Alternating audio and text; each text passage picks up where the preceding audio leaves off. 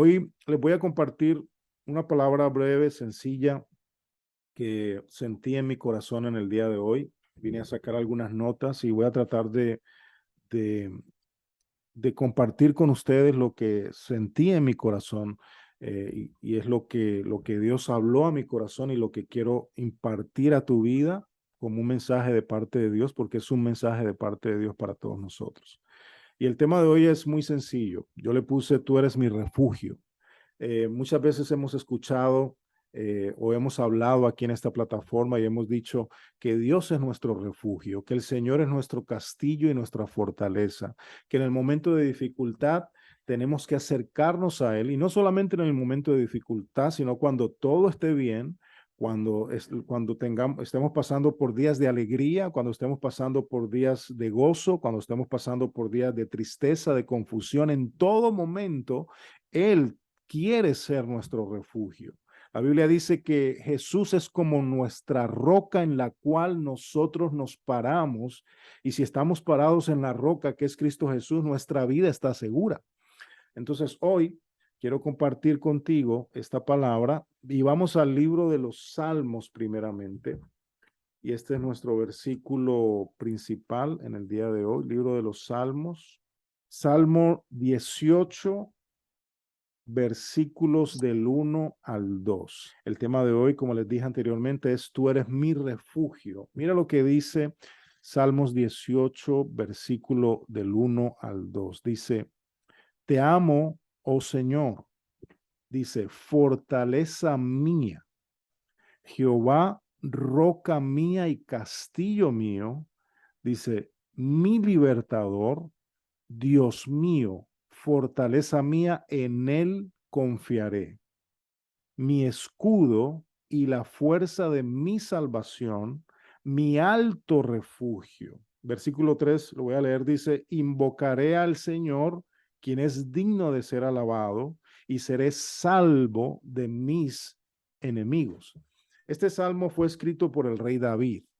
Y ustedes saben, como hemos hablado anteriormente, que el rey David escribió muchos de los salmos, pero los salmos nacieron en momentos críticos del rey David. Hay salmos donde él habla de perdón de pecados, y cuando el rey David le hablaba a Dios en los salmos acerca del pecado es porque había cometido un error, porque había cometido un gran pecado y Dios le había ministrado en el corazón, y en esos salmos él derramaba su corazón pidiéndole perdón a Dios.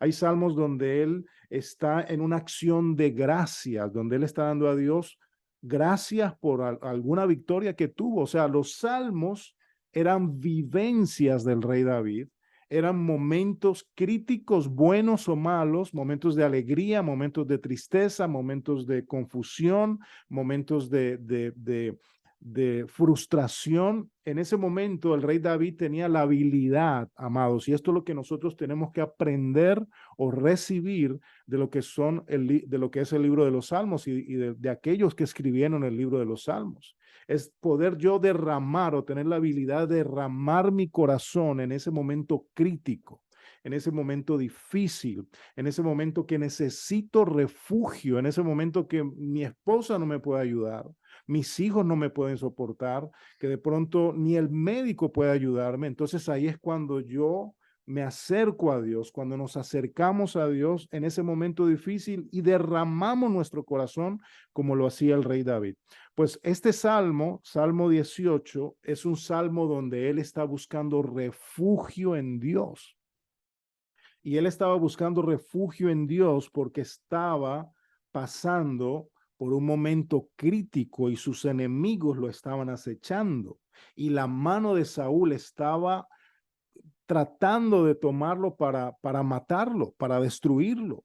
Y entonces la reacción de David fue refugiarse en Dios, fue llamar por auxilio, fue decirle, Señor, y él hizo una declaración delante de Dios y le dijo, Señor, tú eres mi roca.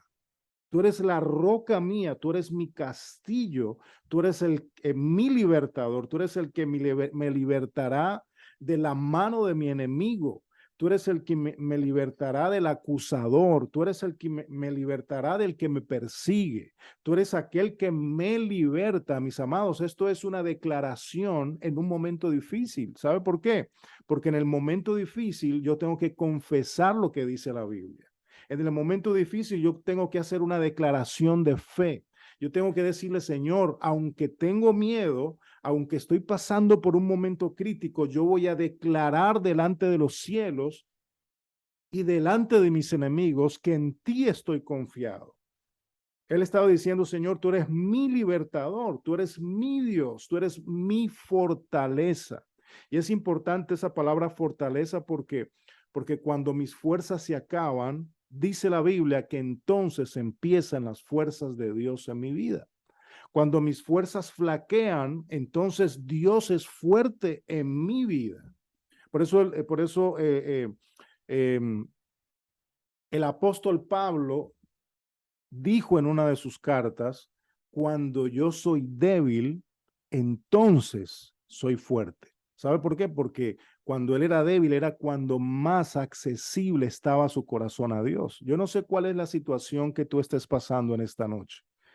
Probablemente estés en una buena situación, probablemente estés en un tiempo de gozo, pero probablemente estés pasando por un momento difícil. Y esta es la palabra. Mi fortaleza viene de Dios. Tu fortaleza viene de Dios. Estás pasando un momento crítico, es una oportunidad preciosa de acercarte a Dios porque tu corazón está sensible, porque tu corazón está abierto para Dios. Y entonces el rey David sigue diciendo, tú eres mi escudo y la fuerza de mi salvación. Y termina diciendo en ese versículo número 2, mi alto refugio, mi alto refugio. Esa palabra alto refugio, amado, se refiere a un castillo que está sobre una montaña. Me gustaría de pronto tener, yo creo que tengo una foto por aquí, deja ver si la encuentro. Esto es un alto refugio. ¿Lo ven ahí? Esta foto es un castillo construido en la peña, en una montaña. Habían castillos que los construían en lugares altos para que el enemigo, aunque atacara, no tuviera acceso. Habían castillos o fortalezas o torres que los construían en medio de pronto de una isla. Habían castillos que los construían y los rodeaban de una muralla. Pero este castillo es específicamente al que se refiere el rey David cuando dice, tú eres mi alto refugio. Es un lugar donde yo me escondo, es un lugar donde yo me siento seguro, es un lugar donde yo habito en la presencia de Dios y Dios me cubre. Es como el Salmo 91 que dice que el que habita al abrigo del Altísimo morará bajo la sombra del Omnipotente. Este castillo es lo que traduce esta palabra alto refugio, un lugar seguro donde el rey está seguro, donde tiene varios anillos de seguridad y es imposible en castillos como este llegar a accesarlo si está bien guardado. Entonces, imagínense si un castillo de estos si un castillo de estos era un refugio alto o un alto refugio, imagínense cuando usted y yo hacemos morada en el verdadero castillo fuerte que es la presencia de Dios. En el verdadero castillo fuerte que es entrar a la presencia de Dios y depositar mi confianza en Él y decirle, Señor, en ti confía mi corazón. En ti confía mi corazón. Por eso el rey David termina diciendo en este versículo, el Salmo sigue, pero este versículo termina, mi alto refugio.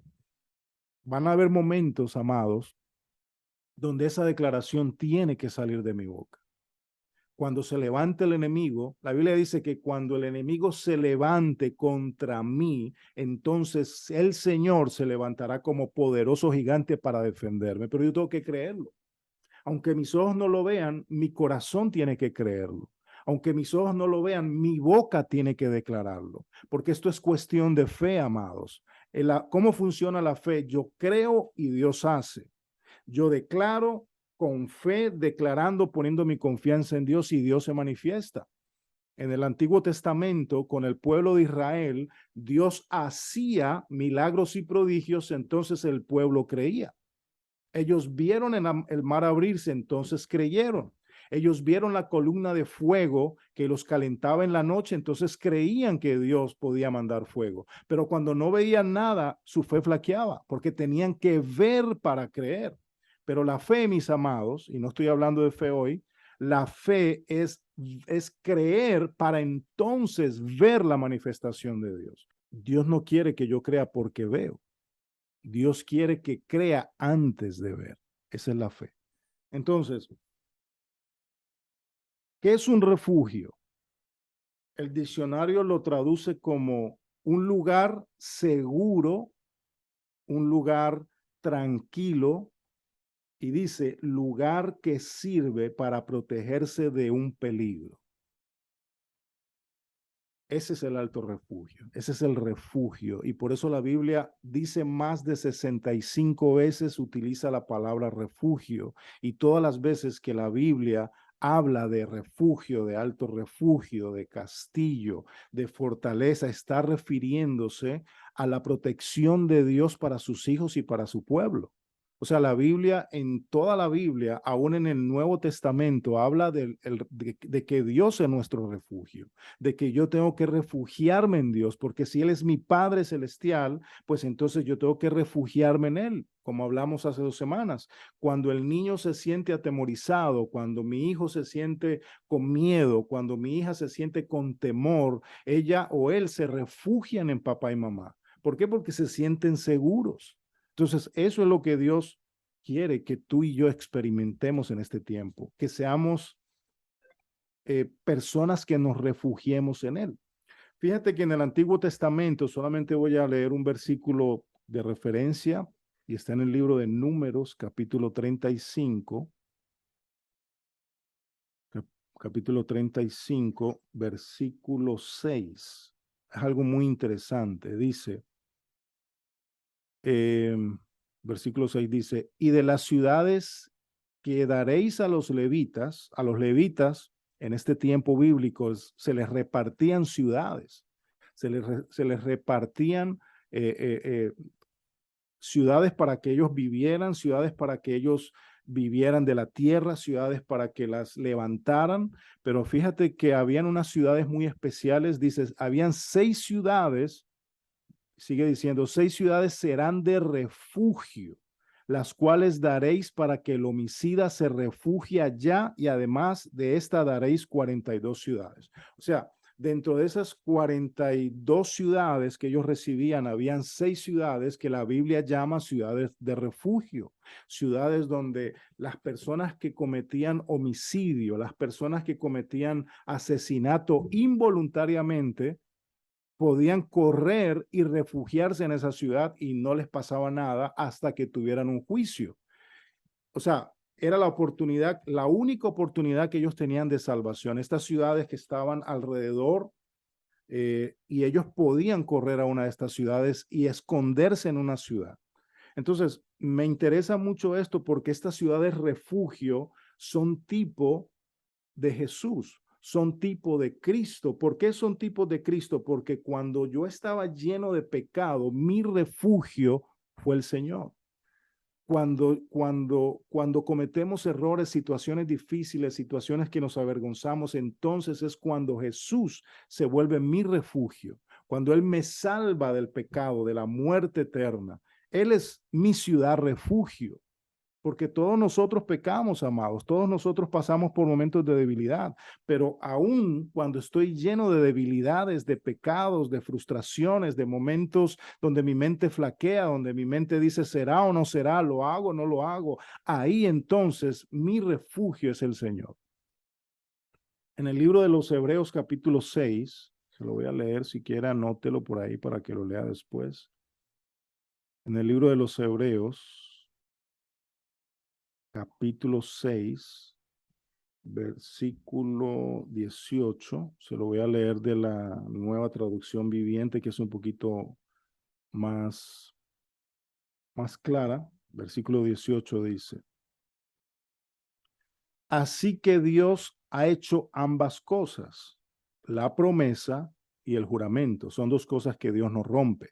Ni la promesa la rompe. Si Dios te prometió algo, si Dios te dijo algo, si Dios declaró una palabra sobre ti, esa palabra se va a cumplir.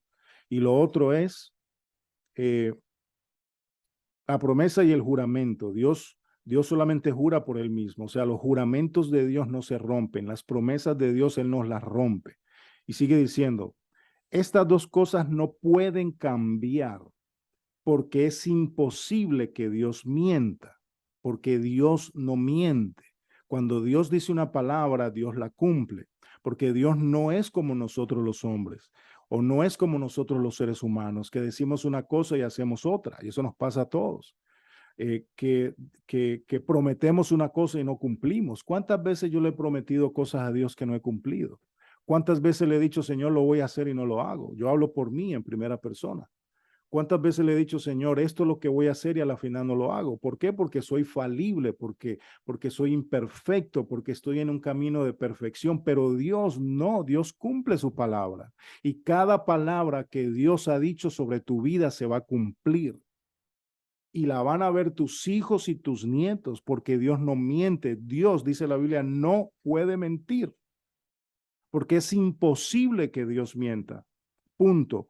Por tanto, los que hemos acudido a Él en busca de refugio, podemos estar bien confiados, aferrándonos a la esperanza que está delante de nosotros. Me encanta este versículo. ¿Sabe por qué? Porque la Biblia dice, el apóstol Pablo dice, aquellos que hemos acudido a Él, aquellos que nos hemos acercado a Él, eso es lo que estamos haciendo en el día de hoy, acercándonos a Dios. Él dice, aquellos que nos hemos acercado a Él en busca de refugio, podemos estar confiados. O sea, Jesús es mi refugio. El Señor es mi refugio y Él no me va a fallar. Él no te va a fallar. Cuando nos refugiamos en Dios, mis amados, Él cumple su palabra, Él cumple su promesa, cumple lo que dijo, lo va a cumplir sobre tu vida y sobre tus hijos. ¿Cuál es mi parte? Yo lo tengo que creer. Tengo que creerlo. Mira lo que dice el Salmo 91, versículo 1 y el 2. Lo voy a leer nuevamente de la Nueva Traducción Viviente. Este es el versículo tan conocido que muchos de nosotros lo recitamos. Yo me lo aprendí de memoria y lo recitaba, pero no sabía el poder que había en estos versículos. Solamente le voy a leer los dos primeros versículos. Dice, los que viven al amparo del Altísimo encontrarán descanso a la sombra del Omnipotente. En la Reina Valera dice, el que habita al abrigo del Altísimo morará bajo la sombra del Omnipotente. La palabra de Dios dice, y en esta otra versión dice, que el que vive al amparo del Altísimo, o sea, el que busca, como leímos en el versículo anterior, el que se acerca a Dios, el que decide sacar tiempo para Dios, el que se acerca a ese refugio, dice la Biblia, entonces la sombra del Altísimo morará sobre él.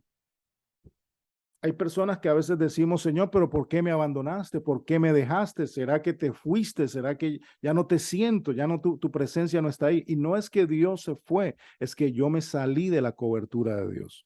Porque cuando yo busco refugio en Dios, entonces hay algo que la Biblia llama la sombra del Altísimo, y es esa sombra en la cual tú y yo estamos en este momento, esa sombra que me cubre. Ese es el refugio de Dios que me guarda, ese es el refugio de Dios que me llena, que me hace sentir tranquilo, seguro, confiado. Ese es el refugio. Y dice el versículo 2, diré yo al Señor, esperanza mía y castillo mío, mi Dios, en quien confiaré. En esta versión está confiaré en futuro, pero en la nueva versión internacional o en la nueva traducción viviente dice, declaro lo siguiente acerca del Señor, solo Él es mi refugio, mi lugar seguro, Él es mi Dios. Y esta versión dice, y en Él confío, en presente, en Él confío. Yo confío en Dios. Entonces, amados, el refugiarnos en Dios es el llegar a su presencia y confiar que Él está ahí.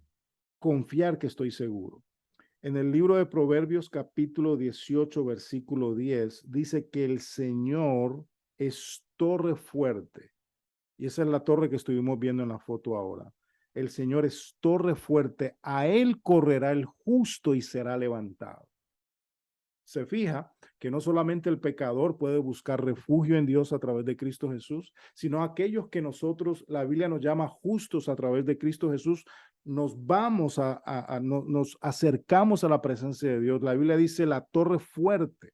Es el lugar seguro, es el lugar donde me siento confortado, es el lugar donde me siento sin peligro. Esos son los brazos de Dios. Es como la gallina cuando agarra sus polluelitos, sus pollitos y pasa sus alas por encima y los cubre. Ese es el refugio del Padre Celestial. Torre fuerte es un lugar imposible de conquistar, alcanzar, vencer o persuadir.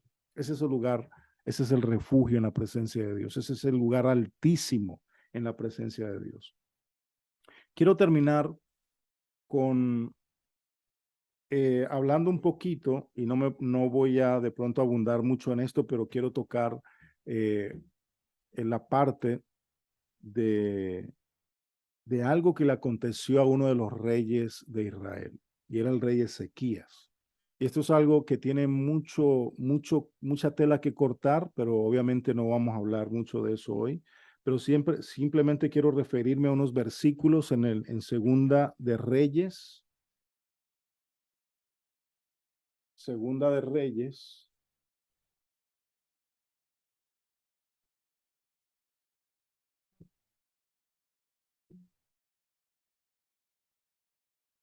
Segunda de Reyes, capítulo 19, versículo 14 en adelante. Antes de leer lo que le voy a leer, Ezequías fue uno de los grandes reyes de Israel.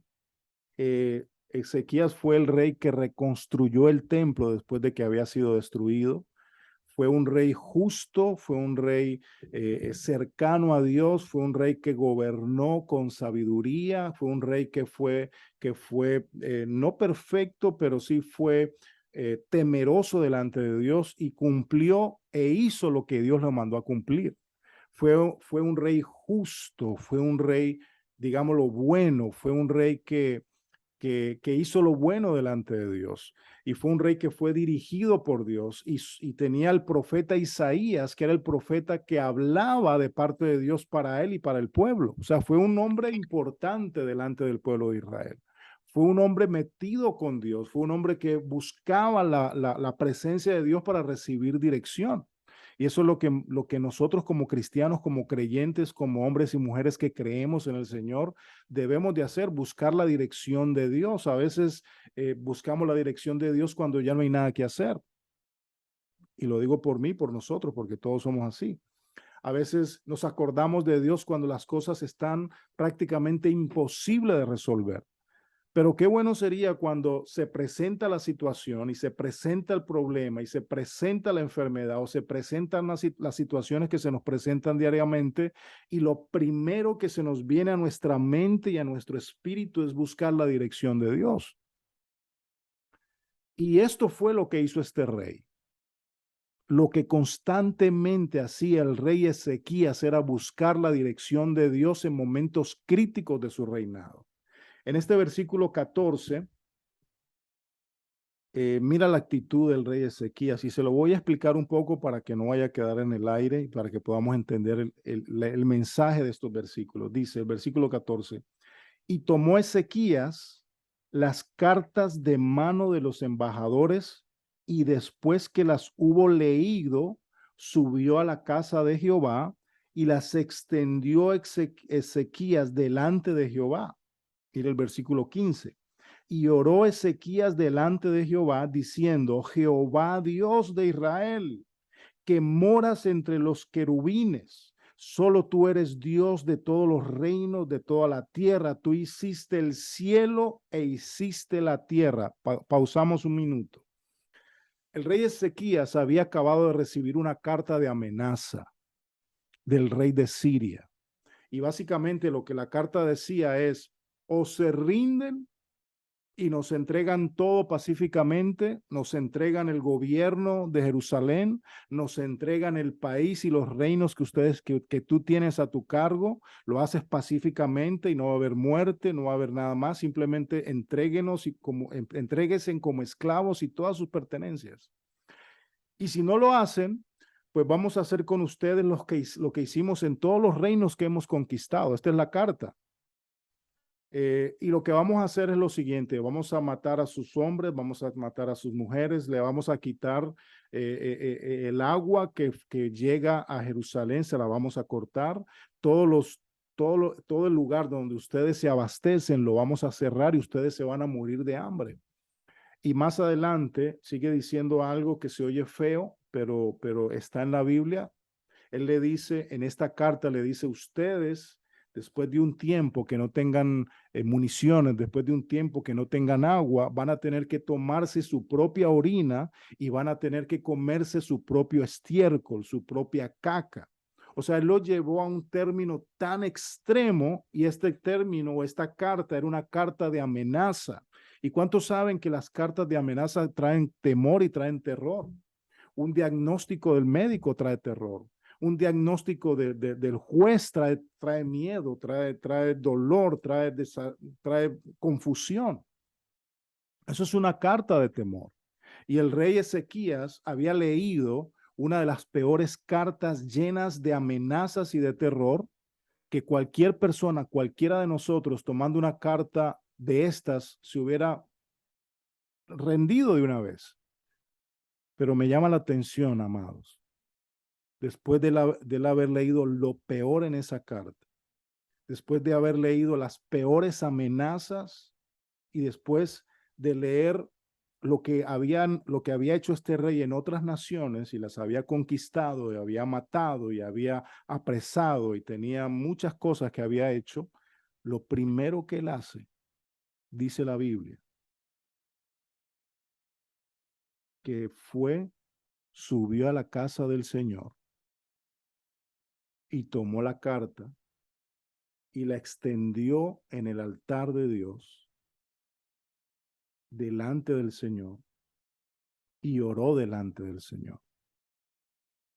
Y empezó alabando a Dios, empezó reconociendo sus atributos. A lo mejor si hubiera sido yo, empiezo llorando y quejándome, diciéndole, Señor, mira lo que están haciendo, mira que tan injusta esta gente que nos quieren hacer esto. Pero el rey Ezequías lo primero que hizo fue tirarse al piso a adorar a Dios, a reconocer sus atributos con la carta extendida delante del altar. Es como diciéndole, Señor, lee lo que dice esta carta.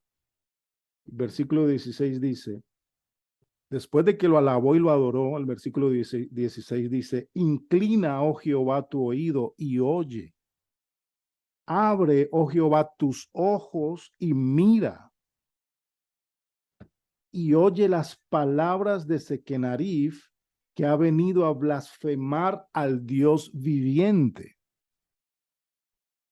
En este versículo, lo que el rey Ezequiel le está diciendo a Dios, le está diciendo, Señor, lee esa carta.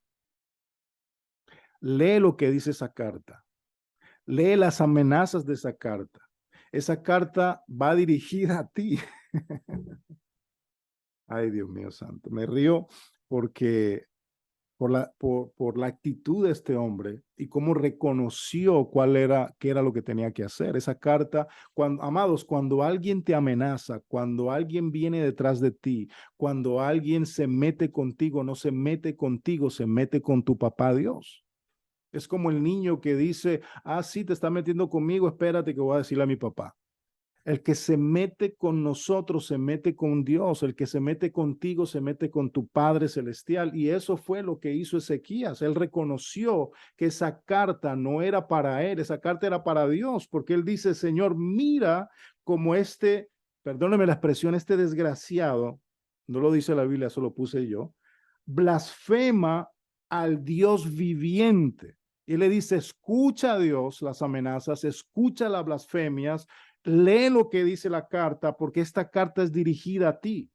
Versículo 17 dice, es verdad, oh Jehová, que los reyes de Asiria han destruido a las naciones y a su tierra. O sea, lo que la carta decía, las amenazas eran ciertas. Ellos habían destruido las naciones porque tenían poderío, porque eran una potencia en ese tiempo y no estaban diciendo mentiras. ¿Qué es lo que significa esto, amados? Que a veces recibimos cartas de amenazas. Tú ponle el nombre, puede ser un deposé, puede ser perdiendo la casa, puede ser una enfermedad que viene en una carta, puede ser una amenaza del juez, puede ser una amenaza de lo que sea. Probablemente son ciertas.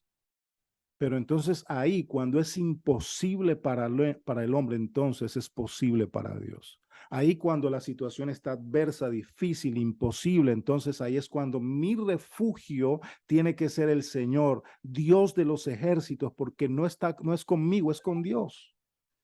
Dice el versículo 18, y que echaron al fuego a sus dioses, por cuanto ellos no eran dioses, sino obra de manos de hombres, madera o piedra, y por eso los destruyeron. En pocas palabras, ellos tenían dioses paganos, pero yo te tengo a ti, que eres el Dios verdadero. Amado, tú tienes al Dios verdadero. Tú tienes al Dios todopoderoso, al Dios altísimo, al que no ha perdido ni una batalla y nunca la va a perder. El Dios todopoderoso está de nuestro lado. Y si Él está conmigo, dice la Biblia, Él y yo somos mayoría, o Él y yo somos mayoría. Versículo 19. Ahora pues, oh Jehová Dios nuestro, sálvanos, te ruego, de su mano, para que sepan todos los reinos de la tierra que solo tú, oh Jehová, eres Dios. Lo que nos enseña el rey Ezequías es que cuando viene una situación tan dura y tan difícil, la respuesta viene de parte del Señor. Él le dijo, Señor, sálvanos para que esta gente malvada sepan que tú eres el Dios verdadero, que tú eres el único Dios, que tú eres el Dios altísimo, que tú eres el dueño de los cielos y de la tierra, porque tú vas a ser testigo de lo que Dios va a hacer en ti, en tu vida y en tu familia. ¿Por qué? Porque estas situaciones adversas, extremas, difíciles que se nos salen de la mano, entonces le toca a Dios obrar. Entonces le toca a Él hacer.